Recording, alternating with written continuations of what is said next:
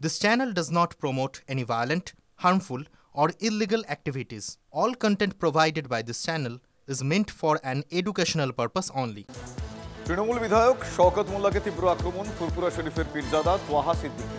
তোহার নিশানায় শওকতের মতো 14 থেকে 15 জন তৃণমূল কংগ্রেস বিধায়ক। 26-এর ভোটে শওকতদের বিরুদ্ধে গর্জে ওঠার হুঁশিয়ারি। বিধায়ক হয়ে হিটলার হয়ে গিয়েছেন শওকত, এভাবেই তোপ দেখেছেন তোহা সিদ্দিকী। তৃণমূল বিধায়কের গ্রেফতারির দাবিও করেছেন তিনি। উন্নয়ন পরিপ্রেক্ষিতে আমি এই সরকারকে সমর্থন করি, কাজের পরিপ্রেক্ষিতে। কিন্তু এই শওকত মোল্লার মতন যারা নেতা,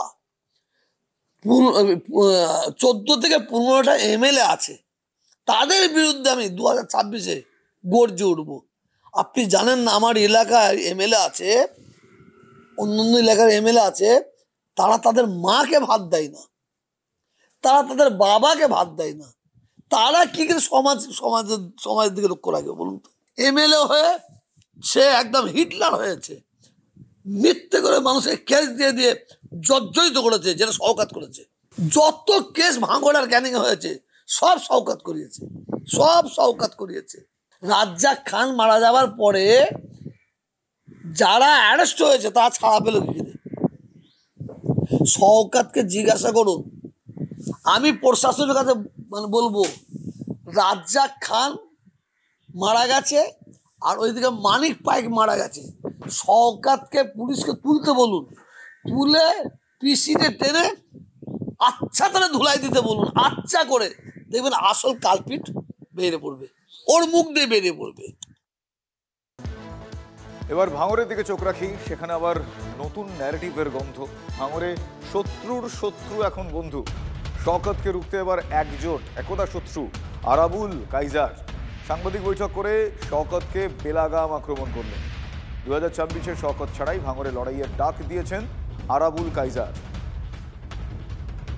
এবার আমি আশঙ্কা করছি যে আমার গাড়িতে আক্রমণটা হবে হয়তো, এবং তারপরে হবে আমার ব্যক্তিগত আমায় নিয়ে কুৎসা নানান কিছু, যাতে মেলাইন করা যায় ভাঙড়ের মানুষের সাথে সিম্প্যাথি আমি নিতে না পারি, যার কারণে এআইটিআই করে নানান ছবি চপা এটা সেটা ছাড়তে পারে, এসব আশঙ্কা করছি আমি। তো তার শেষমেশ হয়তো আমার প্রাণে মেরে দেবে। তো এগুলো হওয়ার আগে আমি একটু জানিয়ে রাখতে চাই, যাতে ভাঙড়ের নাম বদনাম না হয়, বাইরের মানুষ যাতে ভাঙড়ের ছেলেদের মেয়ে দিতে ভয় না পায়, তার জন্যই শয়তান জুলুমবাজের বিরুদ্ধে, ইন্ডিভিজুয়াল একজনের বিরুদ্ধে ভাঙড়ে যিনি দায়িত্বে আছেন তার বিরুদ্ধে আমাদের প্রতিবাদ। সেই ব্যক্তিটাতে যদি ভাঙড় থেকে অপসারণ না করা হয়, বিরোধীদের বাড়িতে মা বোনেরা যেভাবে তার বিরুদ্ধে ঝাঁটা জুতো গোবর মাখিয়ে মুখে মাখবে বলছে, ফুরফুরা শরীফের হুজুররা জিহাদ করে বলছে যে তার একটা পরিণতি সারা বাংলায় আমাদের দলের উপর পড়তে যাচ্ছে। এইসব আশঙ্কা করে, যেহেতু দলটা আমরা পুরাতন লোক, আমরা দলটা করেছিলাম, দলের যাতে ক্ষতি না হয় তার জন্য দলকে আমরা আগাম জানাচ্ছি যে এই একটা ব্যক্তির জন্য দলের পার্সেন্টেজ অফ মুসলিম ভোট কাটছে। ভাঙড়ে একটা অরাজকতা চলছে, একতরফাভাবে কিছু ঘটনা ঘটছে। তৃণমূল কংগ্রেসের এখনও কাইজার কিন্তু ব্লকের সভাপতি, তাকে চেঞ্জ করা হয়নি। তার পার্টি অফিস ভাঙচুর হচ্ছে গায়ের বলে, প্রশাসনকে কাজে লাগিয়ে এটা করছে। এই ধরনের একটা কালপিট, যে কালপিট রাজনীতি করতে আসেনি ভাঙড়ে লুট করতে এসছে, খুন করতে এসছে।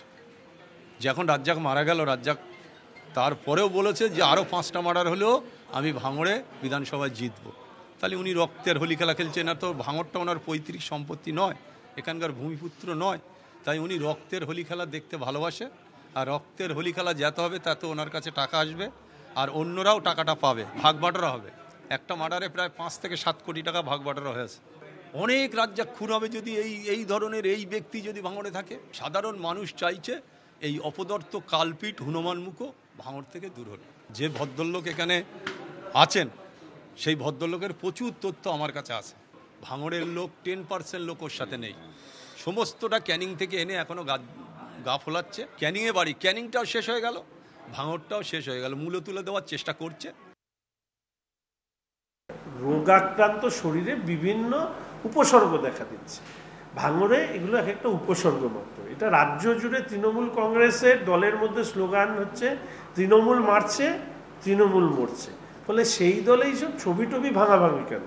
যা করার একদম ছবি করে দেওয়ার রাজনীতি যারা করেন তারা ছবি ভাঙছে, এইটা আবার প্রশ্ন হলো নাকি? 2026-এর ভোটের আগে পূর্ব মেদিনীপুরের রামনগরে তৃণমূলের কাজিয়া চরমে উঠেছে। তার কারণ বিধায়ক অখিল গিরির বিরুদ্ধে ক্ষোভ উগড়ে দিয়েছেন পঞ্চায়েত সমিতির বন এবং ভূমি কর্মাধ্যক্ষ, যার নাম আব্দুল খালেক কাজী। সামনের বিধানসভা ভোটে অখিল গিরি 40,000 ভোটে হারবেন বলে দাবি করেছেন তৃণমূলেরই নেতা খালেক কাজী। ওতে আবার আশীর্বাদ করে দিয়েছে যে অখিল তুই কাজে লেগে পড়, তুই দাঁড়াবি। ও আগে থেকে রমাইশটা মেরে দিচ্ছে যে আমি যতদিন বাঁচব রামনগর বিধানসভায় আমি ছাড়া দ্বিতীয় মুখ কোনো আসবে না। আমার এটা পৈতৃক সম্পত্তি, আমার এটা জমিদারি, সুতরাং কোনো নূতন মুখ আসবে না, কারণ দিদি আমার মাথায় আছে। আর আমরা বর্ষিয়ার নেতা, আমরা চুপচাপ বসে দেখব। এটা কি মমতা ব্যানার্জি বা অভিষেক ব্যানার্জির কাছে এই বার্তা যাচ্ছে না? উনি কি শুনতে পাচ্ছেন না? দলটা কি ওর পৈতৃক সম্পত্তি? 9,000 ডেপিসিট হয়েছিল, 40,000-এ হারবে। বিধায়ক বলুন আর রামনগরের তৃণমূল কংগ্রেস বলুন, ওটা পুরোপুরি কাটমানি খোরদের টাকা তোলার এলাকা দখল, আমার এলাকা আমি দেখব, এই লড়াই দীর্ঘদিন শুরু হয়েছে। আসলে দীঘাতে টাকা তোলার জন্য এর আগে আমরা দেখেছি তৃণমূল কংগ্রেস নেতারা রাস্তায় যারা ছোট ছোট ব্যবসায়ী তাদের উপরে দাদাগিরি করে টাকা তোলে, আর এভাবেই সর্বত্র রামনগর বিধানসভা জুড়ে চলছে। বিধায়ক গত 5 বছরে, তার আগে দীর্ঘদিনের বিধায়ক আছেন ওখানে, তিনি কি কাজ করেছেন রামনগরের মানুষ আজও জানে না।